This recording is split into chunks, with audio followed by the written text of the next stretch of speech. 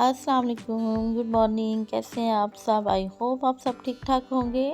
और बहुत ही attractive colour के फ्लावर्स हैं जो कि ब्लूम कर रहे हैं कैलेंडुला के। और जब हम किचन गार्डनिंग करते हैं और हम फ्रूट्स भी ग्रो करते हैं, वेजिटेबल्स ग्रो करते हैं और उनमें बहुत अच्छे से हमारे पास फ्रूट्स नहीं बन पाता है तो ऑब्वियसली हमें दुख होता है।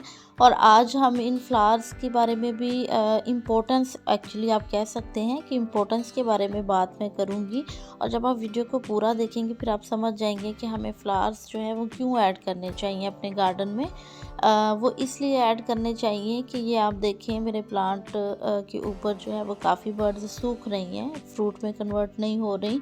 और बाकी प्लांट्स के साथ ऐसा कुछ नहीं है, सिर्फ इसी प्लांट के साथ मुझे ये प्रॉब्लम देखने में आ रहा है कि इसमें बहुत ज़्यादा फ्रूट नहीं बना है, सिर्फ चंद टमाटोज जो हैं वो डेवलप हुए हैं, बाकी इसके बर्ड्स सूख गई हैं।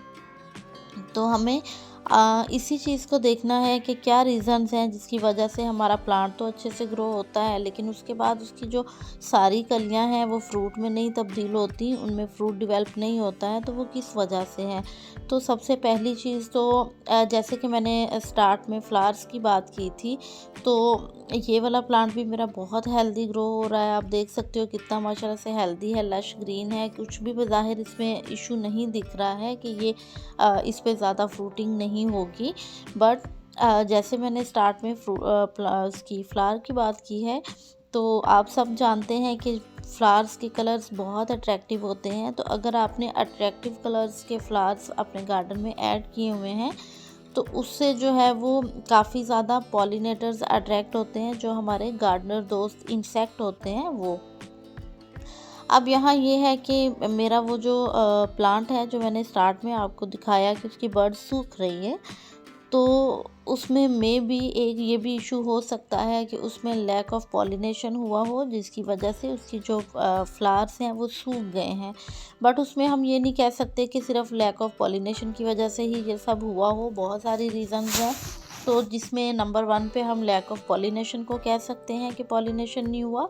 फिर सेकंड नंबर पे हमें टेम्परेचर को ज़हन में रखना है, जैसे कि वेदर जो है वो फ्लक्चुएट करता है और टेम्परेचर ऑब्वियसली आजकल ठंड का मौसम है तो जैसे सभी प्लांट फ्लावरिंग पे हैं, आप देखिए कितने अच्छे सब पे फ्लावर्स आ रहे हैं और वेदर चेंज हो रहा है।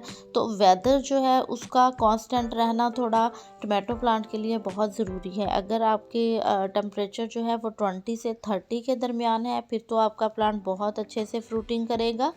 लेकिन या तो ऊपर जा रहा है टेम्परेचर या फिर उससे नीचे जा रहा है, तो भी जो टमाटो के प्लांट हैं उनके फ्लावर्स सूखने लग जाते हैं, उनकी जो स्ट्रक्चर है वो ख़राब होने लग जाती है और वो फ्रूट में कन्वर्ट नहीं हो पाते। तो ये 2 रीज़न्स हो गई जिसकी वजह से लग रहा है कि बज़ाहिर उसमें जो है वो फ्रूटिंग एज़ सच नहीं हुई है। फिर थर्ड जो रीज़न है वो ये हो सकती है, आपको देखना है कि आपने उस प्लांट में बहुत ज़्यादा वाटरिंग तो नहीं की। अगर आपने बहुत ज़्यादा वाटरिंग की है, हर वक्त उसको सॉगी रहने दिया मट्टी को, तो भी उसमें फ्लावर ड्रॉपिंग का प्रॉब्लम आता है। और बेसिकली ये सब चीज़ें जो है इनको हम ब्लॉसम ड्रॉप बोलेंगे और बहुत सारे प्लांट्स में देखने को मिलती हैं। अगर आपने चिलीज़ लगाई हैं या फिर कोई और फ्रूटिंग प्लांट है तो सब में आपको फ्रूटिंग के टाइम पे, फ्लावरिंग के टाइम पे पानी का ध्यान रखना है, मट्टी को बहुत सॉगी नहीं करना है और पानी रहने देना है 40 to 70%। बट उसमें आपको बहुत ज़्यादा गीला नहीं करना, हर वक्त गीला रहेगा उसमें फंगस आ जाएगा, आपके प्लांट की रूट्स ख़राब हो जाएंगी, तो ऑब्वियसली आपका प्लांट डेड हो जाएगा। तो 3 रीज़न्स हो गई बेसिक। उसके बाद एक और रीज़न है जिसकी वजह से हम समझ सकते हैं कि शायद हमारे प्लांट में फ्रूटिंग क्यों नहीं हो रहा है, हमारे फ्लावर्स ड्रॉप हो रहे हैं। और वो है कि हमने जो है वो अपने प्लांट को धूप में नहीं रखा हुआ, सनलाइट नहीं मिल रहा प्लांट को। तो आपको प्लांट को हमेशा, कोई भी फ्रूटिंग प्लांट है, 6 to 8 आवर्स की सनलाइट रिक्वायर होती है, उसको हमेशा धूप में रखना है, रोशनी में रखना है, ताकि आपका प्लांट जो है वो अच्छे से अपना जो फ्रूटिंग का प्रोसेस है वो कर सके।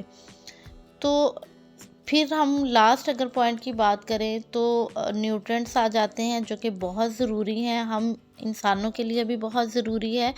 खुराक जो है वो हम अगर अच्छे से नहीं ले रहे हैं तो हम प्रॉपर वर्क नहीं कर पाते हैं। बिल्कुल इसी तरह हमारे प्लांट्स हैं, अगर वो नहीं उनको न्यूट्रिएंट्स मिल रहे तो वो ऑब्वियसली अच्छे से वर्क नहीं कर पाएंगे और उनमें फ्रूटिंग नहीं हो पाएगी। तो अभी सॉल्यूशंस की अगर हम बात करें तो आपने पॉलिनेशन के लिए तो ये करना है कि जिस तरह मैंने टैप किया है इसको, आपको इसको मैनुअल पॉलिनेट करना है। अगर आप के बीज नहीं आ रही हैं, पॉलिनेटर्स नहीं आ रहे हैं, तो आप अपने हैंड से इस तरह से इसको पॉलिनेट कर सकते हो, क्योंकि ये बिल्कुल परफेक्ट फ्लावर होता है। मेल और फीमेल एक ही फ्लावर में होता है। आप जैसे इसको टैप करोगे और उसमें पॉलिनेशन हो जाएगा। सेकंड चीज़, आपको पानी बहुत ज़्यादा नहीं डालना है और इतना देना है कि उसमें नमी रहे बट वो सॉगी ना हो, उसमें फंगस ना लगे। और प्रॉपर धूप देनी है आपको। कोई भी फ्रूटिंग प्लांट हो, चाहे वो टमाटो है, चाहे चिली है, ब्रिंजल है, कैप्सिकम है, कोई भी प्लांट है, उसको आपको प्रॉपर 6 से 8 घंटे की धूप उसको ज़रूर देनी है। फिर आपको इस तरह के न्यूट्रिएंट्स देने हैं। ये नहीं है कि आप नाइट्रोजन दे रहे हो और आपका प्लांट तो लश ग्रीन है, हेल्दी, बट उसमें फिर जो उसकी फ्लावरिंग है वो नहीं होगी, फ्रूटिंग नहीं होगी। सारे न्यूट्रिएंट्स देने हैं आपको, माइक्रो मैक्रो हर तरह के, कंप्लीट खाद देनी है अपने प्लांट को, तो आपका प्लांट अच्छे से फ्रूटिंग कर पाएगा। तो बहुत सारी चीज़ें हैं जो कि हमें ध्यान में रखनी है गार्डनिंग करते हुए, और अगर हम उनको ध्यान में रखते हैं, बेसिक हैं ऑलमोस्ट, तो हम अपने प्लांट से बहुत अच्छी फ्रूटिंग आई थिंक ले सकते हैं। और मेरे इस प्लांट पे आप देखो कितनी माशाल्लाह से बंचेस में फ्रूटिंग आ रही है। और सबसे लास्ट पे आपसे यही कहना चाहूँगी कि आप लोग जो है वो कंपेनियन गार्डनिंग किया करें और क्रॉप रोटेशन का भी ध्यान रखा करें टमाटो प्लांट में।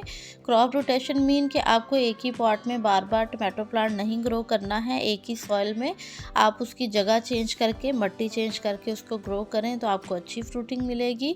और मैंने हर पॉट में कंपेनियन गार्डनिंग ही की हुई है, काफ़ी चीज़ें एक ही पॉट में आपको नज़र आएंगी। इससे प्लांट्स बहुत हैप्पीली ग्रो होते हैं। और ये चंद टिप्स थी आपसे शेयर की। आई होप आपको अच्छी लगी होंगी। तो मिलेंगे फिर किसी और वीडियो में। बाय।